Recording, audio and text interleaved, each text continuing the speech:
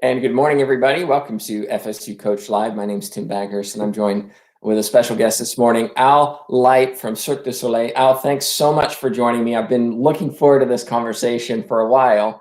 Tell us a little bit, if you would, about what you do and how you got there in the first place.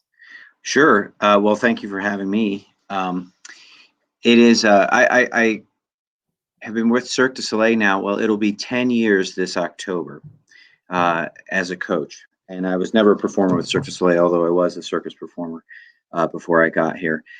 It's been a wild journey for me to actually get into Cirque du Soleil and into the circus in general.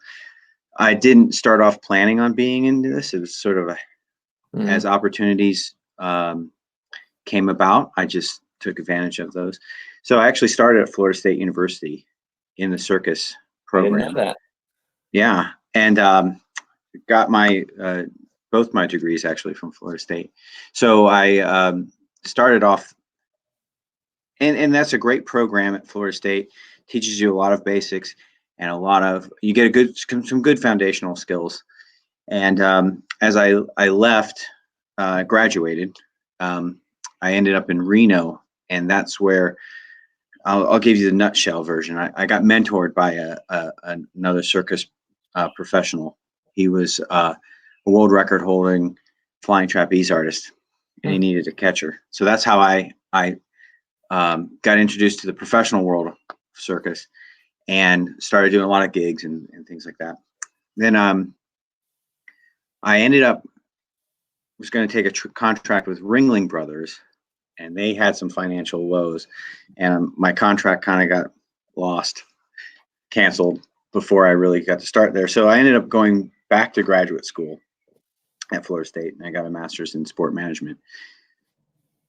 And from there, I actually went to Illinois State University, which is the only other big university circus program in the country, and I was the director there for about 6.5 years.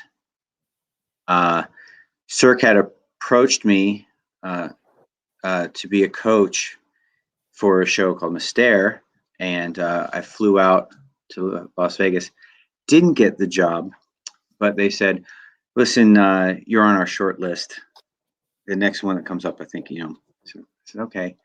I thought they were being very kind because I was really young looking at the time too. I was probably maybe 30 at the time, and a little bit older, maybe 32, 33. But they were like, "Okay, yeah, thanks." And I said, "All right." And then I ended up taking a position at Florida State as an associate director of the circus. And kind of out of the blue, they called me again and said, "Hey, listen, you really were on our short list." Would you still consider being a candidate with Cirque du Soleil? And I said, "Of course." So interviewed for that position, and I ended up getting it as a head coach of acrobatics for the show Ka. And then from there, I was a head coach. I have been the position of head coach, but they've kind of changed the position. It used to be for one show, and now it's for multiple shows. Okay. So in general, I've worked for Ka, Michael Jackson's MJ1, Zumanity, the Beatles' Love Show, and O. The only one, ironically, the only one I haven't worked for is Mystère, which is what I initially interviewed for, but ended up doing all the other ones. Maybe one day. It's all good. When you talk about being a coach, well, what does that actually mean? What is your job description, your roles and responsibilities? It is complicated because yes, we teach and oversee the trainings and integrations of artists into the shows, and we have quite a wide variety of artists and disciplines that come into our show, and especially when you have the resident shows. So we have a touring division, which is the ones you see in the tents or the arenas, and then we have resident shows. Resident shows are part of a bigger property, so all of ours are attached to casinos out here. Disney is another example of a resident show. And a resident show affords you to be in one place, so you can really design the theater and make things very customized and unique.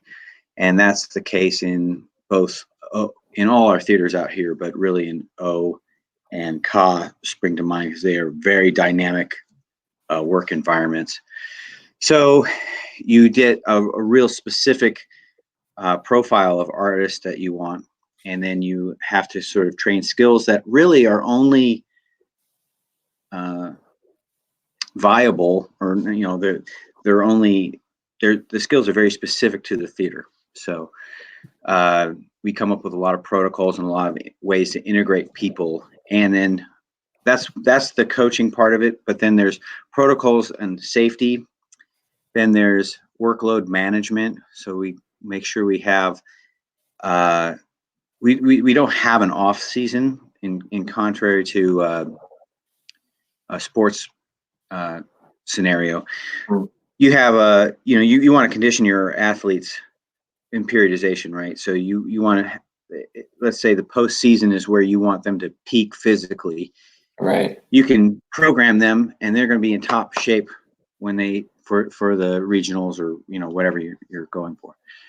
And we have 476 shows a year, so really we're almost doing the opposite. We're intentionally sort of plateauing our artists and work. So just kind of keeping them consistent. Yeah, well, consistent and slowly increasing their capacity, because what we'd like to do is be able to increase their physical output to a set amount, so we can plateau them at like 85% of what their real capacity is, so that if they run into a circumstance where they need to really pull on some reserves, they have them there. We're not just getting by on a bare margin, and we want to have some room to play. And when you have a cast also in 476 shows, you're going to have people that are sick, or their kids get sick, or something happens. So that means the workload will be variable for some of these guys, and we want to make sure they can handle an extra spike in workload for a little bit, and then we can pull them back, or maybe have someone else come in and fill that. So there's that, and then there's the show component, in the sense that we are working a lot with our artistic directors and choreographers and things of that nature, so that we can facilitate what their vision is, and oftentimes we get an opportunity to creatively put in our ideas, and that's a real fun and rewarding thing too. So it goes back and forth. So there's a little bit of show creation. There's a little bit of there's a lot of creativity. There's a lot of assessing and trying to find strengths and weaknesses of these individuals and how they fit into the larger picture. And then there's the operational side of just process improvement and keeping the show going, like, all the time. Yeah. So when we talk about athleticism in our artistic skills, you obviously do a lot of training. When you recruit or interview or train people, are you really looking for people who are athletic to train to become artists, or are you looking for artists and then train up their athleticism? The answer is yes to both. We find a majority of our performers are actually from the sports world. Okay. So we have gymnasts, trampolinists, divers make up a large majority of like our cast. But we also have, like, in the sense for Ka, we have martial artists, we have parkour or free runners, we have then you can specialize actually into more specific disciplines. So the more specific the discipline is, the more specific their background is. So we'll have circus artists that will do the aerial straps and the wheel of death, those kinds of things are specific circus disciplines. So when we're casting, we of course have a needs assessment of what's going on with our show, what we need, and then we'll cast by various means. We have a casting department, so we put a request into them. They'll solicit videos, or they'll know people, and then it's kind of a show game that way. We get, if possible, I always try to have a live audition to meet the person and see how they are in person. And then if we go forward with that person, then we come up with an integration plan on how to get them into the show quickly, but as safely as possible. And that's all dependent also on that person and the scenarios that we're going on there. So if you have, you talked about kind of having I'm going to call them athletes. Athletes. They're performing a large number of shows over the course of a year, and you're trying to maintain that stability. How often would they be expected to perform over the course of that year? Because you said there's no off season. So, or is it once a day? Is it once every other day? It's usually for the resident shows, it's twice a day for 5 days. So they're doing 10 shows a week. Wow. So how do you fit in training and improvement? Well, you talked about that 15% of them getting better. When? Well, our shows typically start at 7 p.m. and there's one at 9:30. Okay. So we back up the day a little bit, and our trainings can start. It depends on the show, of course, too, but as early as noon, sometimes for let's say at O. I work at O. O is a water show. So we have a 1.5 million gallon pool that is also the stage. So we have things going on there all the time. So we have high divers, synchronized swimmers, an act called Russian swing, which is a pendulum device that shoots people about 40 feet in the air, and then they do high dives. And so because of the nature of the stage, timing, it's really hard. We got to set things up. It takes time. We have technicians all over the place that have to be scheduled and work with. So, and we have pool maintenance and all kinds of other stuff that's going on. So we sometimes will start as early as 12:30 in the afternoon, and there'll be like a high diving session or something like that. And then maybe between there'll be some synchronized swimming sessions. And then after that, we'll get into Russian swing, and then there'll be a trapeze number towards the end. And then that all changes based on the needs of the trainings as well, because sometimes we'll just have what we call work lights on, and they'll just be like regular lights, and we'll do our practice, we'll do swimming, we'll do whatever we need to do. And then as we get closer to maybe integrating a specific role, we will also have show conditions. So that requires more technicians and that means that has to be scheduled a little bit closer to the show. So we have all the technicians that run the shows and the show cues. So we go into show lights. We have all the props where they need to be. Sometimes the artists are in costume, so we have a wardrobe there. And then we just keep rolling. And so that means, though, that juggles our schedule. So then maybe something that was typically would go at 2 o'clock would have to go closer, like at 4:30. And then we keep going. So there's a daily routine that's never routine. It's kind of an idea. The idea, I guess, is that you do your training before you do your performance, but your training may not be what you're going to be performing that evening. That's correct. Okay. And also we also have like workouts and conditioning and things like that too. So that's different than our training on stage. And sometimes we'll have trainings off stage in our training rooms. And that's also calculated kind of into the workload, but we have to juggle that in there. So we have strength and conditioning coaches that we work with, and we have a performance medicine staff that we work with as well.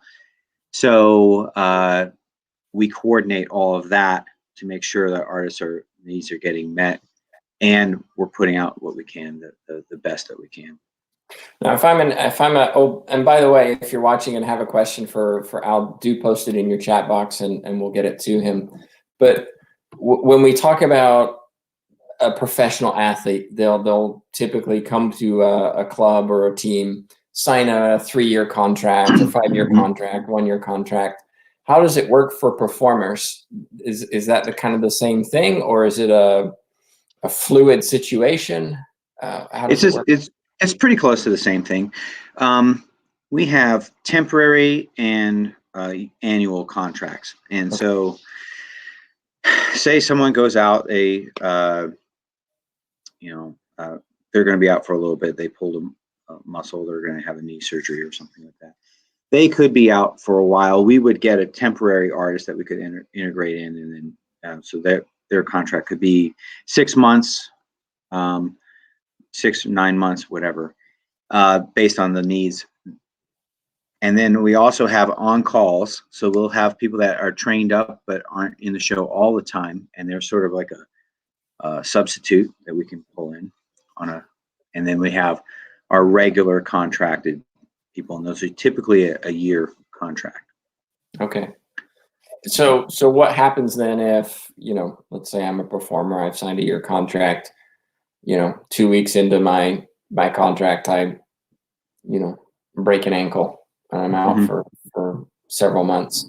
Is it a case of I have, or Cirque has staff that, as you talked about medicine wise, it can work with me to get me rehabbed, or is it okay, now you're done, come back when you're healthy? How does that work? No, actually, we have a really good performance medicine group, and they're typically athletic trainers, and that some of them are athletic trainers and physical therapists. But so what we would do, unfortunately, Tim, you bust your ankle. Here's the plan. As you're released from the doctor, we'll put together a plan of rehab to strengthen your ankle.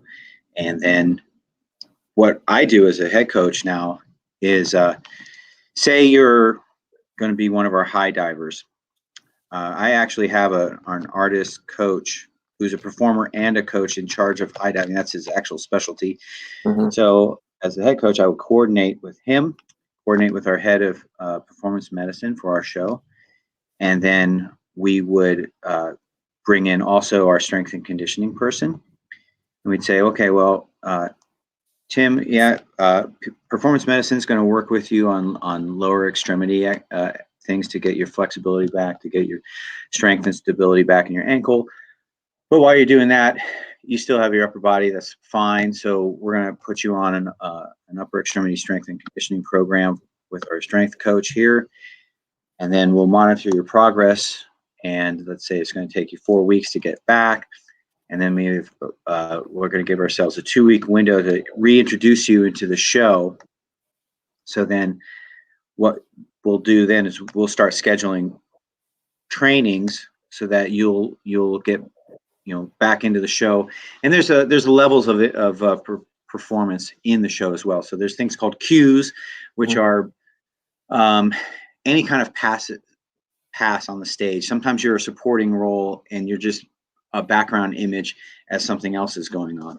So we will introduce you into the cues first. We'll have scheduled trainings on your high dive in regular show conditions. And then as you're getting closer and all these goals are merging at one timeline, then we'll schedule show condition runs and then put you in a show.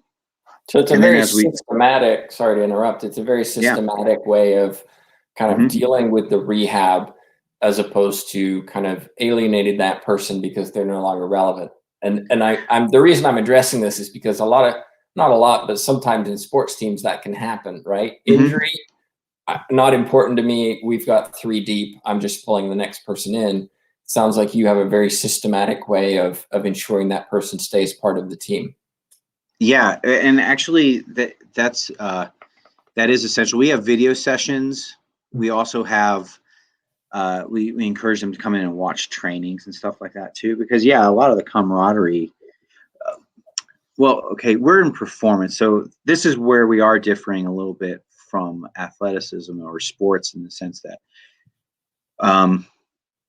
we have a lot of critical moments in our shows. And when you're catching somebody, or you're about to do a skill, yes, that's a critical moment. But I prefer not to have those moments be like, oh my gosh, do or die. Like this is the last pass in the gymnastics run and the Olympics. We don't need that kind of mental pressure. We want to be consistent and have fun, because we're performing. We want the artists to enjoy themselves. That's going to transfer into enjoyment for our audience, right? So being a part of that, having fun, and having a sense of taking it seriously but not taking yourself too seriously, it's a good mix. And having artists who are injured come in, watch the trainings. Those trainings are where a lot of the fun things happen. Relationships are built, jokes, all kinds of things go on, and that's where the team really starts to gel. So yeah, I don't want as a coach someone feeling alienated because they're left out, and then they have to reassimilate into the group dynamics. It doesn't always happen, because yeah, of course, if you're laid up with a busted ankle, yeah, you're not going to be in every training, or you're not going to need to come into any training and watch all that stuff. But as you're getting closer to your integration, yes, that's all going to start to take place. We also have, as part of our model, we actually use an athlete-centered model, and we call it an artist-centered model. But it's the same thing, where it really our responsibility is to make that as best an experience for that artist going through. We're peripheral to that. Coaching is on the outside.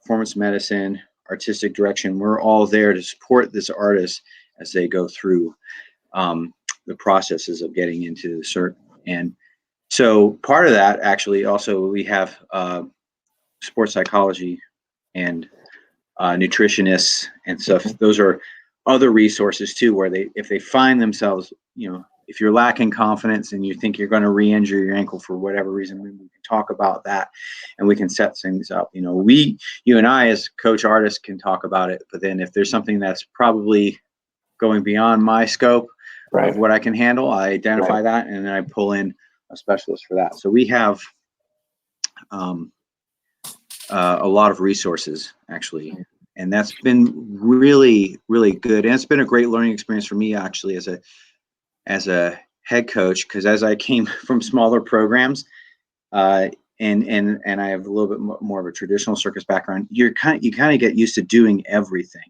right? So when I was at Illinois State, I'll just say, I was sure I was the head coach, but I was also like the head rigger, the company manager, the guy who did marketing. I had to sweat ticket sales. I had to do all that stuff. Where here, you're a head coach. Yes, you'll coach. A lot of the times I don't do the nuts and bolts coaching of flips or twists as much as ensuring I can facilitate what's happening to get the best results. Whether that is talking with the artist coach who's going to be in charge of the nuts and bolts stuff, coordinating with performance medicine, getting feedback from artistic direction of what we'd like to go for. Also working with PR, public relations, and advertising, because we do special events, or we'll do something else to promote the show off-site. So we'll do a lot of that stuff. So sorry, if I can kind of, as in your role as a coach, then what are some of the challenges that you experience personally with just the job that you have of, as you said, facilitation, overseeing things, making big decisions sometimes? Well, I mean, I think it's a challenge that happens with all high performance coaches, if I lump myself into that group. And that's time. We're always investing a lot of time into our shows. Time, and that's time away from family. That's time, and we're always, I feel that the biggest challenge, it's time and it always seems to be compressed, whereas there's even though we have shows that go on and on and on and on, 476 shows a year or whatever, and even more than that in the case of because we're doing shows every day at now. We've changed our model to go from 5 days a week to 7 days a week. That's a whole other thing. Wow. But it just takes a lot of time commitment, so it's very easy to get completely engulfed in this job. So a challenge for me is to extricate myself a little bit and make personal time for myself and manage that. That's a challenge. The other challenges are they're challenges, but they're not like extraordinary challenges. They're just it's the same, I'm sure everyone faces, but we have a really diverse group of people. We work with 25 or so different nationalities. Wow. So we have is cultural language differences. Language can be an issue, but most of them speak English, and we provide English classes. Okay.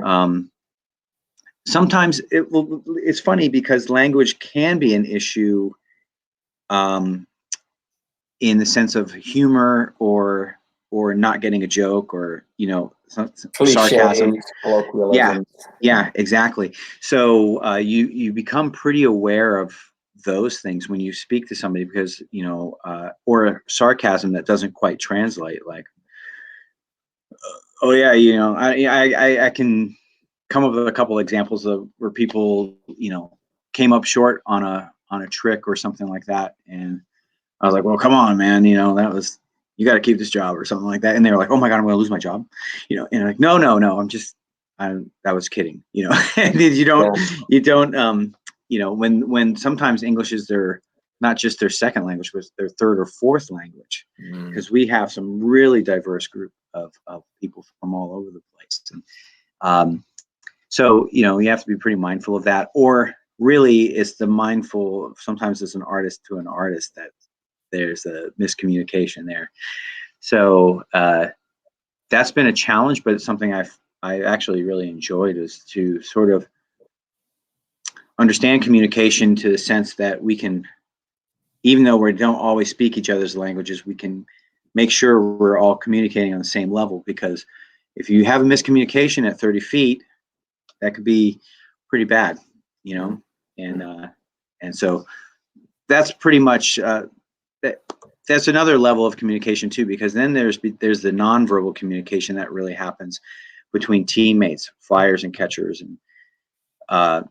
and then once that happens, you've done a good job, because people start talking less and less and less, and they just do stuff, and then they realize they're off a little bit, and they make adjustments, and no one even really knows it. You talk about it afterwards, and you say, "Wow, how'd you do that?" Well, I don't know, but we just. And then that's when you've got a team working well, because they make their corrections, they figure it out, they talk about it later, and they just kind of go through it, and that's what I really actually love about the circus and working with partner acrobatics and stuff, because you start off with this, I don't know you, and you have to explain everything. Are you ready? You ready? Yeah, sure, we're ready. And then it kind of narrows down to just doing things seamlessly, and it takes different time for different people, but it really teaches you about being partners and teaches you about the other person, and it's really cool.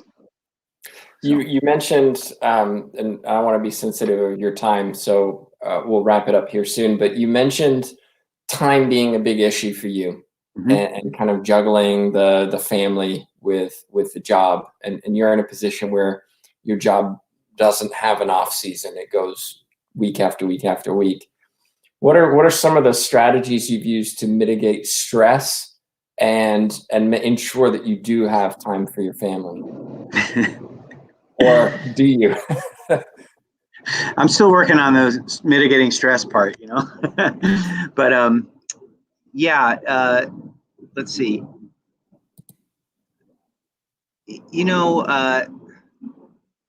I do have to say delegation in learning to let go a little bit, like, because you can get so wrapped up, but I like autonomy in the people that I work with, and I have a really good group of people that we work with. So there's also a lot of trust in what we do here.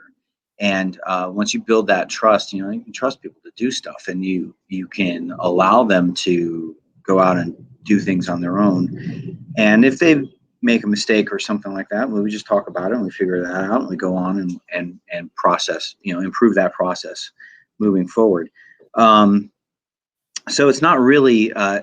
So I guess as I've grown into this position, the first couple of years, I felt like I really, had to be involved in every single minute. Now I feel that I can step back. We can let processes, happen, and we do have a good vacation package at Cirque du Soleil, so I get to do take vacations and stuff like that. So when I do. Sometimes I actually have to say, hey, listen, I am not available from this time to this time. Mm. And a lot of it is with email and stuff too. I kind of learned to manage and manage people's expectations of me. Like, listen, if you want to get a hold of me, like something's on fire, call me. The next level, if it's urgent but not really super urgent, and text me. And if it's something that we can handle in the course of a regular day-to-day, then email it to me, and I'll get to it. Usually that's my default settings, and then as you step into the day, then you'll realize there's a lot of other little fires that you got to put out. And so-and-so's not here. This person went on a vacation, but then they didn't get their visa to come back in time, so they're going to be 2 weeks late, and that's what we're going to do. And then just start to, we shift. But pretty much everything, when we have like I said, we have a really good team, and I like being a part of building those teams too. And I say teams this time, I mean like with all our coaches, because I'm a head coach. I have 2 other full-time coaches at O, another full-time coach at Zumanity, and then we have like 15 artist coaches at Wow. O. Wow. And then I have an artist coach at Zumanity. Then we're talking about 5 therapists at O, another 2 or 3 at Zumanity, and then so there's a big group of people, and you just build a great team with them, and you start to work on it, and then we just work through it, and no one really loses their mind, when no one's panicking, or then that's good. We can all keep calm. All right, we'll figure it out. Let's talk about this. Let's talk about that, and then things just kind of work out. So I guess that helps alleviate the stress. Sometimes if you have a couple people on the team that are already wound up and they just pop off all the time, that raises everyone's stress. So when we have a good, calm people that handle their business, and then if something comes up that is unforeseen, then all right, we handle that and we move around. Most of the people, actually, I'd say almost all our people are solution-based people too. They come with a problem and they go, hey, listen, here's the deal, but I think we can do A, B, or C, and then that starts the conversation already. So it is very rare when we get into a position and someone just goes, I don't know what to do. You always, our teams are really good in the sense that, okay, here's the problem. Who's got a solution? We can talk about it. Another thing I've learned to do is realize that I'm not an expert in everything, right? And I have a lot of really good experts in the room. So why try and solve a problem myself when I know there's a resource that I can go to and say, hey, what do you think about it? Because I was a circus guy. I was a trapeze artist. I'm not a diver. I'm not a world-class gymnast, but I work with people who went to the Olympics, so they're experts in the room. I can mine things from their knowledge and then apply them to things like that. So that's been a big skill for me. Sorry, I'm trying to That's all right. thing. And that's been a big skill for me to learn.